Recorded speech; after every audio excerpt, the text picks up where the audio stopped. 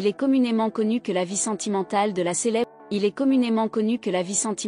la célèbre chanteuse France Gall est étroitement liée à sa relation mémorable avec le compositeur Michel Berger.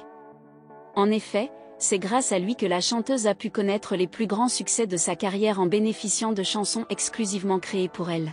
Des œuvres telles que Il jouait du piano debout, Résiste, Des branches, Diego libre dans sa tête, Ella, Viens, Je t'emmène et évidemment ont permis à France Gall de laisser une empreinte indélébile dans l'univers musical.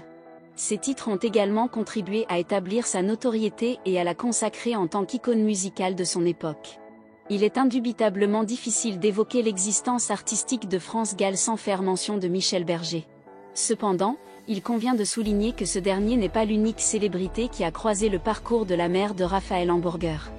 En effet, en 1965, l'année où la chanteuse fut sélectionnée pour représenter le Luxembourg au concours Eurovision de la chanson, elle était engagée dans une relation passionnée avec Claude François.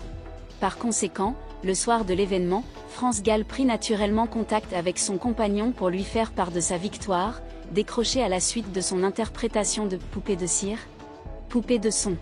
Hélas, la réaction de son cher et tendre de l'époque ne fut pas celle qu'elle escomptait. Au moment où France Gall apprit sa victoire, Claude François eut ces mots amers: « Tu as gagné mais tu m'as perdu ». Cette réaction représente un souvenir douloureux pour l'artiste aujourd'hui disparu, emporté le 7 janvier 2018. Dans l'émission C'est votre vie, diffusée en 2015, France Gall fit part de son expérience en ces termes. « J'étais accompagnée d'un jeune homme et j'avais demandé que l'on appelle ce dernier une fois le résultat annoncé.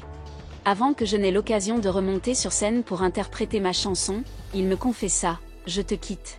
Cette confession amère fut un moment marquant de la vie de l'artiste. Malgré cet événement malheureux, France Gall a néanmoins dû remonter sur scène afin de réinterpréter sa chanson victorieuse devant le public. Elle se souvient de ce moment avec émotion, confiant dans l'émission C'est votre vie. « On m'a poussée sur scène, on pouvait voir les larmes couler sur mon visage, mais cela n'avait rien à voir avec le fait que j'avais gagné. Il est ironique de penser que, à l'époque, tous croyaient que ces larmes étaient des larmes de joie.